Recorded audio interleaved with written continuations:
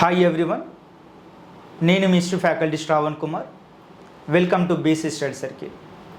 మనకి భారత స్వాతంత్ర పోరాటంలో సైమన్ కమిషన్ భారతదేశానికి 2 సార్లు పర్యటించి తన యొక్క కమిషన్ యొక్క రిపోర్ట్ని బ్రిటిష్ టైంలో ఇవ్వడిస్తే అప్పుడున్నటువంటి British prime minister Ramsay MacDonalds అతడి హయాంలోనే 3 రౌండ్ టేబుల్ కాన్ఫరెన్సెస్ అనేటువంటిది నీకు లండన్లో ఉన్నటువంటి బర్మింగ్హామ్ ప్యాలెస్లో జరగడం జరిగింది. ఈ 3 రౌండ్ టేబుల్ కాన్ఫరెన్సెస్కి చైర్మన్గా వచ్చినటువంటి వ్యక్తి ఎవరంటే రామ్సే మెక్డొనాల్డ్స్.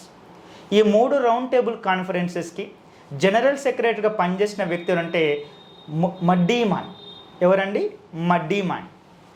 మరి 3 రౌండ్ టేబుల్ కాన్ఫరెన్సెస్ అనేటువంటిది ఎప్పుడు జరిగాయంటే, ఫస్ట్ రౌండ్ టేబుల్ కాన్ఫరెన్స్ అనేటువంటిది 1930 నవంబర్ 12 నుంచి కొనసాగితే 1931 జనవరి 19 వరకు జరగడం జరిగింది. రెండవ రౌండ్ టేబుల్ కాన్ఫరెన్స్ అనేటువంటిది 1931 సెప్టెంబర్ 7 నుంచి స్టార్ట్ అయితే 1931 డిసెంబర్ 7న ఎండ్ అవ్వడం జరిగింది.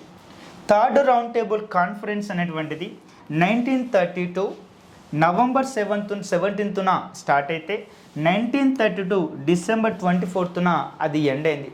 ఇక్కడ ఎగ్జామినేషన్లో ఏం అడిగినాడంటే, కాంగ్రెస్ పార్టీ పాల్గొన్నటువంటి ఏకైక రౌండ్ టేబుల్ కాన్ఫరెన్స్ ఏందని అడిగాడు.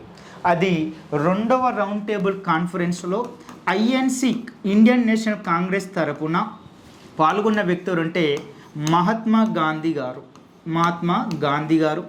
మహాత్మా గాంధీకి అసిస్ట్ చేయడం కోసము సరోజినీ దేవి కూడాను వెళ్ళడం జరిగింది. Thanks for watching this video.